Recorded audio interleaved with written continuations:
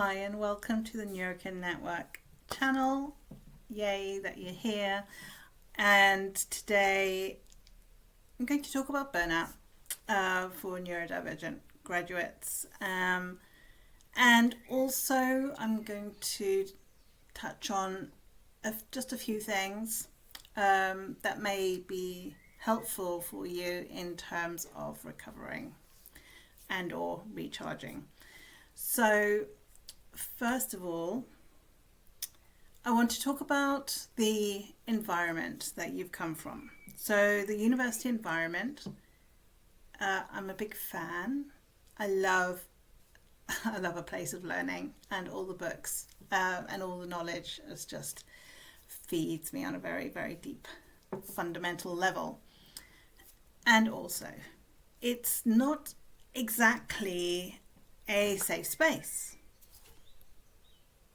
for people who have different sensory needs or who prefer not to be around a lot of people. So I always used to escape to the library. Not only was I surrounded by my special interest, which is books, but also there were quiet floors, and I needed that. I needed things to be quiet so I could process and also immerse myself in learning.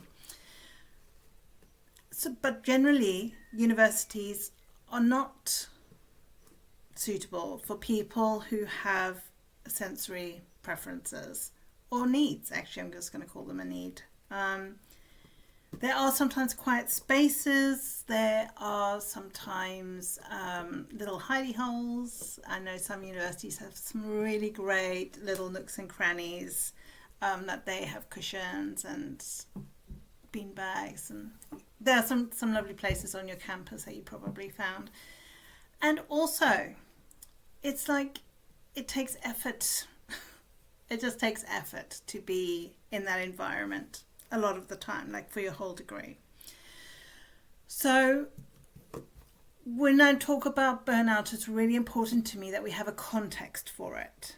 Like it didn't just come, like it didn't just arrive, it's due to environmental factors and impacts. And those need to be accounted for. We can't simply just assume that it's basically it's not us, is what I'm trying to say.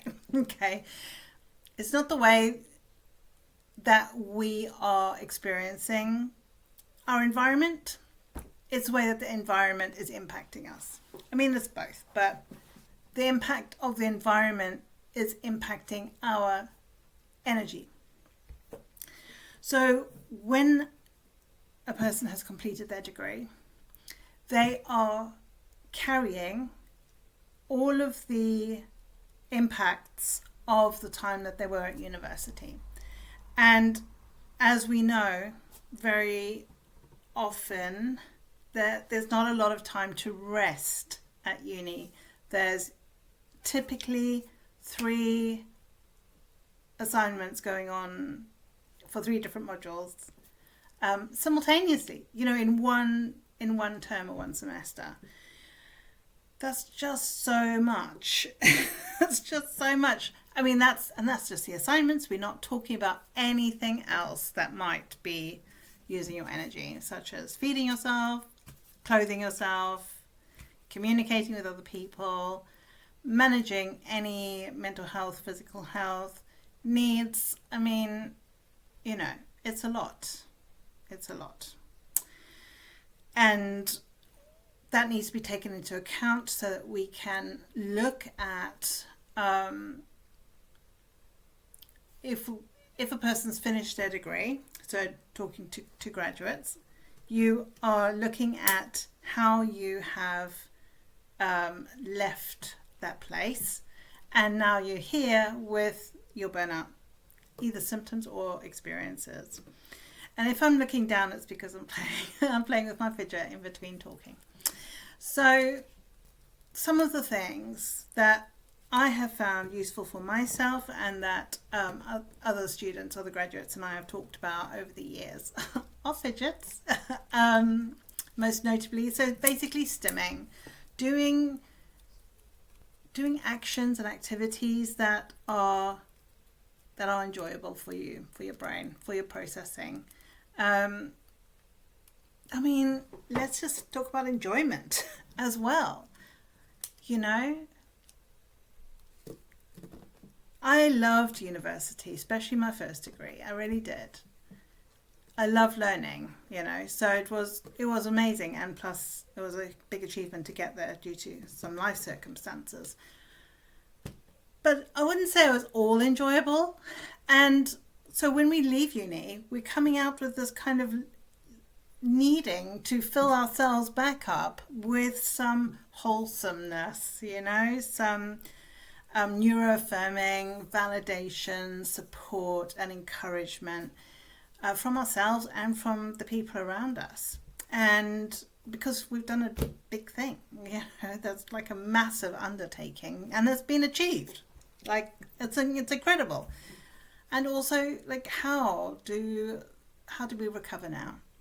And I'm going to talk about just a couple of, like, I like to keep things small, because in my world, small things are big things. As I see it, something small can have a bigger impact. So, for example, playing, it's a small thing and it has a big impact for me. What is like that for you? What do you love to do? Do you love to look at trees? Do you love to talk to your cat? Do you love to go for bike rides? Do you love to lie in your hammock? That's one of mine. Do you like to bake? That's one of mine as well. Do you love to watch videos? Informational videos on YouTube that are focused to you, you know, to you as a neurodivergent graduate. What about being around other people? Like, what does that give you, or what does that take away? And of course it depends who the people are, you know, there's all the context to acknowledge about that. The most important thing I feel for burnout recovery is that to understand, A, it's going to take time. So patience is required. B, it's going to take time. Things will need to be done in a different way, because the way that was happening previously has contributed to this burnout. So there needs to be some adjustments, and which I know is a big topic in itself somehow, which I'll talk about in a different video. And it has to be neuro-affirming. That's the bottom line. And what do I mean by that? What I mean is, what feels good to you being you. So some people would hate the idea of baking, or that it would be really stressful to go on a bike ride. So, you know, this is where it's so important that any recovery tips or suggestions are based on you as an individual.